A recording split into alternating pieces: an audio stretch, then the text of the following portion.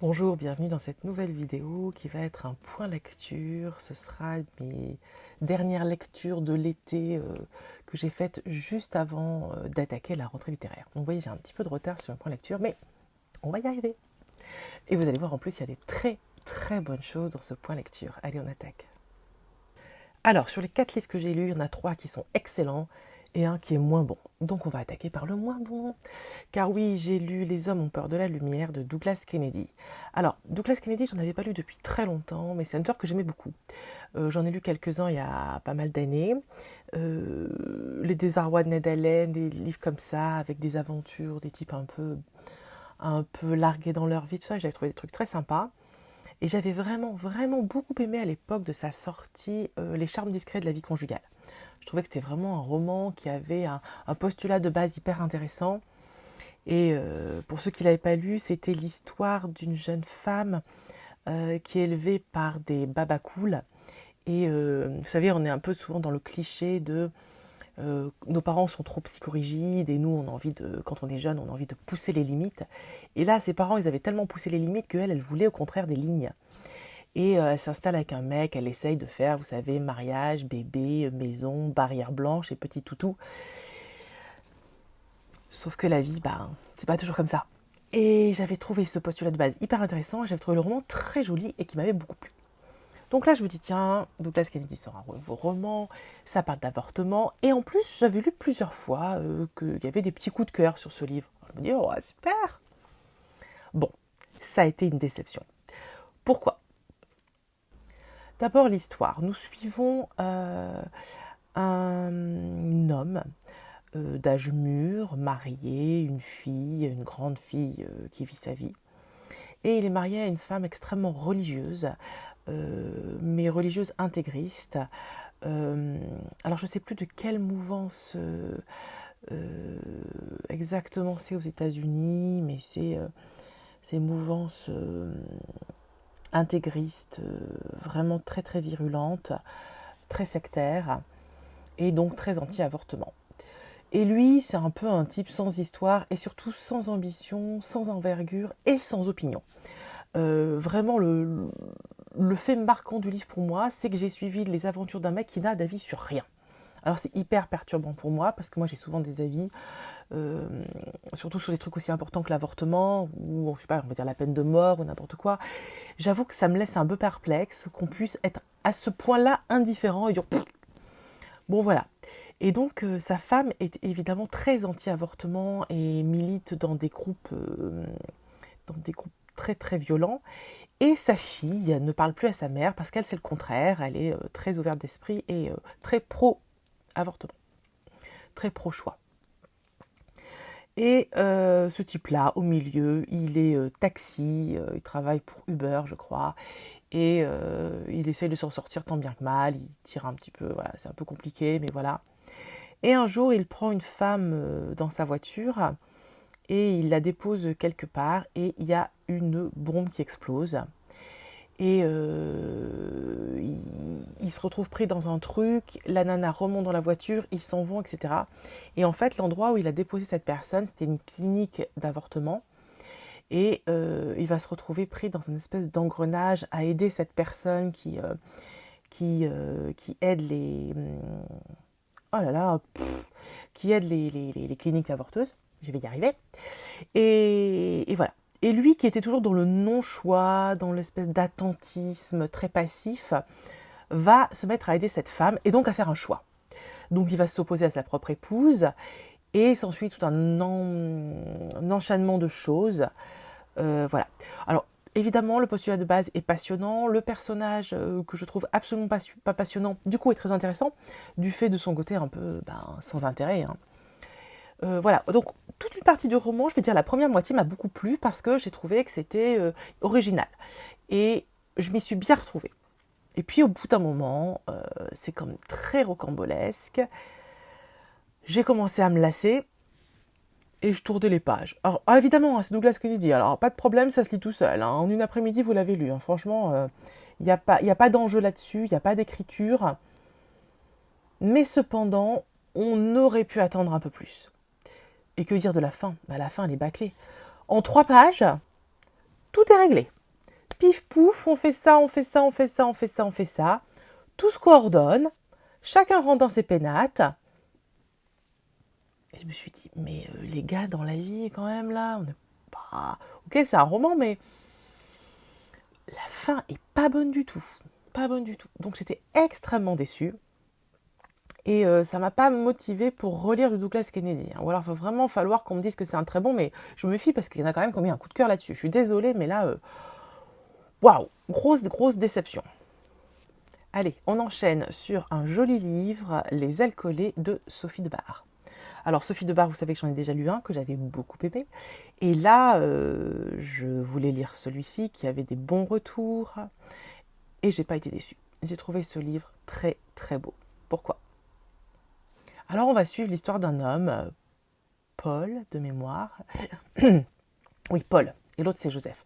Paul, qui est marié et qui va remonter le fil de l'histoire de sa vie parce que lors de son anniversaire, peut-être pour ses 40 ans, je ne sais plus, sa femme organise une grande fête et elle invite plein de gens et notamment elle invite des gens de son passé.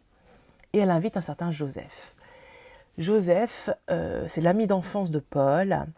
Et lorsqu'il le revoit, ça fait une espèce de retour sur ce qui a pu se passer. Et nous, lecteurs, on va remonter le fil de l'histoire avec lui.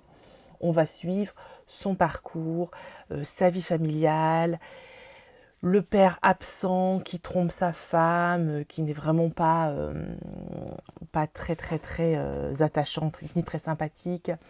L'épouse qui boit pour noyer son chagrin, qui fait ce qu'elle peut mais qui ne peut pas grand-chose. La petite sœur qui essaie de se raccrocher à son frère mais c'est compliqué. Et en plus, à l'école, Paul est un peu secoué et harcelé. Et arrive Joseph, et Joseph, ça change tout. Joseph, c'est comme un rayon de soleil. Joseph, il est joyeux, et il y a une relation qui se noue entre les deux garçons qui est hyper forte. C'est hyper touchant. Et voilà. Et de cette amitié va naître tout un tas de conséquences. Voilà, un enchaînement de faits va nous amener à la situation X. J'ai trouvé ça, comme le précédent, bien écrit, juste ce qu'il faut, subtil, bien amené, parfois dérangeant et grinçant à des endroits où c'est nécessaire. Ouais, c'est vraiment un livre qui a en plus beaucoup de poésie. Le sujet est compliqué. Je ne vais pas vous dévoiler le sujet, mais le sujet n'est pas simple et j'ai trouvé qu'elle l'amenait avec beaucoup de subtilité. L'écriture est faite de petites phrases courtes, c'est ciselé, c'est dentelé, ça sonne bien. Et là encore, alors c'est classique, hein, on a tout le temps des alternances de points de vue passé-présent. Donc là, c'est 1983-2003. C'est le truc, on va finir par s'enlacer. Hein. Je pense qu'il faut arrêter de faire ça ou le faire différemment. Mais bon, là on est dans du classique, on n'est pas dans du très original. Mais pour le coup, ça fonctionne quand même. Et les deux parties sont intéressantes. Les passages en 1983, évidemment, sont hyper touchants entre les parents, ce qui se passe à l'école, etc. On est total empathie avec Paul. Et puis sur le présent m'a un peu moins plu. J'ai trouvé Paul moins intéressant sur le présent. Mais c'est intéressant aussi parce que Paul, en grandissant, il n'a pas fait ce qu'il a voulu. Et Sophie de Bar nous décrit un type un peu perdu. C'est bien amené, c'est bien fait, c'est intelligent, c'est un joli roman. Si vous aimez ce style de roman, si vous avez lu d'autres romans de Sophie de Bar que vous avez aimés, vous aimerez celui-là parce qu'il fonctionne. Et à contrario, si comme moi vous avez aimé celui-là mais que vous n'en avez pas lu d'autres, eh bien, lisez-en d'autres parce que je pense qu'il y a quelque chose de très enthousiasmant dans les livres de Sophie de Bar. Parce que derrière ces thématiques très difficiles, je trouve qu'elle a quelque chose qui m'ôte d'un poids, qui m'allège, une lecture qui me fait me sentir bien. Alors c'est paradoxal vu les thématiques à chaque fois qu'elle nous choisit, mais j'en ressors bien. Voilà, je me sens pas c'est pas pesant comme écriture. Voilà, et ça c'est important. Donc voilà, si vous avez envie de passer quelques heures très agréables en compagnie de Paul et de Joseph, je vous conseille vivement Les ailes collées de Sophie de Bar. Et on enchaîne avec L'Oiseau rare de Guadalupe Nettel. Guadalupe Nettel est une autrice mexicaine qui a reçu de nombreux prix dans son pays, qui est très connue dans son pays. Alors, traduit en français, c'est pas du tout son premier texte, hein, il y en a eu d'autres avant, notamment des recueils de nouvelles. C'est quelqu'un qui est voilà, très investi dans la cause féminine, pour ne pas dire féministe. Et dans ce roman L'Oiseau rare, on va suivre l'histoire en premier d'une femme qui va être la narratrice. Et elle va nous raconter que quand elles étaient jeunes avec sa copine, elles ont fait un pacte disant qu'elles n'auraient jamais d'enfant. Et un jour, sa copine vient la voir en lui disant « Bah oui, mais moi maintenant, ça fait longtemps que je suis avec mon conjoint et j'ai envie d'avoir un enfant, donc on va avoir un enfant. » Donc ça met un petit séisme dans la relation, de très courte durée, parce qu'elles sont amies, elles restent amies, et la narratrice va rester l'amie et va la soutenir dans sa grossesse, puis dans l'arrivée de l'enfant qui va être compliqué. Donc à partir de là, on va suivre plusieurs fils, plusieurs histoires qui ont pour thématique commune les femmes. Alors d'abord, nous avons son amie qui accouche d'une petite fille handicapée et autiste, et les conséquences que ça peut avoir sur un couple, sur une famille, etc. Donc très très compliqué. Vous avez aussi la voisine qui élève seule son petit garçon qui a 8-10 ans et qui est ingérable, qui est infect, qui hurle tout le temps, qui dit des gros mots, qui est vraiment horrible. Et cette femme qui ne veut pas d'enfant va s'attacher à ce petit garçon, va commencer à proposer à sa voisine, à lui dire « Bah écoute, je vais l'emmener se promener, je vais t'en libérer, là tu t'en sors pas », elle l'aide. Donc vous avez cette relation de mère face à un enfant qui n'est pas du tout le sien. Vous avez aussi la relation entre la voisine et l'héroïne qui est assez touchante. Au début, la voisine est très craintive, elle ne comprend pas bien l'intrusion de cette femme dans sa vie. Et petit à petit, la relation qui se noue est très belle et on découvre le pourquoi de sa solitude, les conséquences de sa vie, de ses difficultés avec son fils et ce que ça fait sur son propre métabolisme, sur son corps, à quel point elle est mal. C'est hyper touchant. Vous avez la relation de l'héroïne avec sa propre mère qui ne comprend pas son choix. Et pendant tout ce temps, sur le balcon, il y a un nid. Et dans ce nid, il y avait des œufs. Et un jour est arrivé un coucou qui a gentiment fracassé tous les œufs, comme font les coucous, a installé son propre œuf en attendant que d'autres que lui élèvent son oiseau, son oisillon. Et avec cette métaphore sur le balcon, Guadalupe Nettel nous parle de toutes les relations qui sont compliquées, les relations malsaines, les relations handicapées, les relations à l'autre. Et elle tisse son histoire comme ça, en emmêlant différents fils. Ah, il y a aussi l'histoire de la nounou. Ouais, c'est vraiment un truc de femme. Est-ce que sa copine qui a une enfant handicapée emploie une nounou? Et il y a tout un truc aussi avec la nounou, un peu chelou et dérangeant.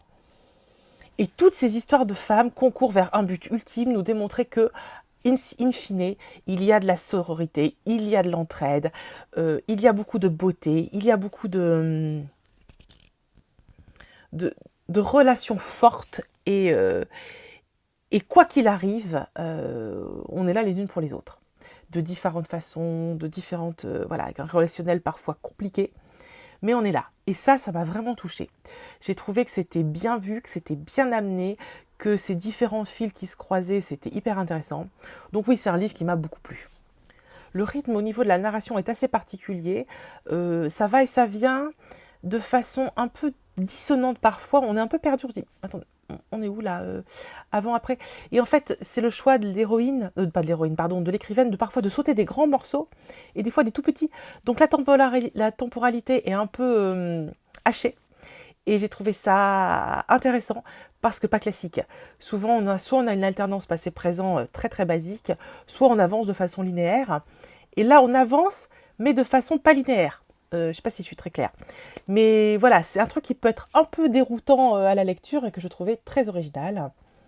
C'est un livre qui m'a beaucoup touchée et qui m'a fait ressentir les montagnes russes émotionnelles, vraiment. C'est un livre dont on a très peu parlé et c'est dommage. L'autre jour, j'ai reçu l'écrivaine dans ma bibliothèque et elle expliquait que au Mexique, son livre en est à la 16e réimpression. Et quand on sait la difficulté d'être une femme au Mexique, les violences faites aux femmes, les problèmes avec l'avortement, les problèmes avec les enfants différents, etc., on se dit que la lecture de ce livre ne peut pas être totalement inintéressante et que ce livre a été traduit dans plein de langues et qu'il cartonne. Par exemple, on disait qu'en Italie, il en est à sa 5e ou 6e réimpression et en France, on n'en a quasiment pas parlé. Voilà, donc c'est aux éditions d'Alva, édition que je vous invite à suivre parce que souvent il y a des très très très belles découvertes. Et celui-ci, j'ai envie de vous dire, parlez-en, lisez-le, faites-le connaître. On n'en a pas assez en parler, c'est dommage. Voilà, donc lisez L'Oiseau rare de Guadalupe Nettel. Et enfin, je termine ce point lecture avec un livre qui m'a absolument chamboulé, séduit. Il s'agit de La carte postale d'Anne Berest. Plutôt que de vous faire un résumé, je vais vous lire ce que nous dit la 4e de couverture. La carte postale est arrivée dans notre boîte aux lettres, au milieu des traditionnelles cartes de vœux. Elle n'était pas signée, l'auteur avait voulu rester anonyme. Il y avait l'Opéra Garnier d'un côté, et de l'autre, les prénoms des grands-parents de ma mère, de sa tante et de son oncle, morts à Auschwitz en 1942.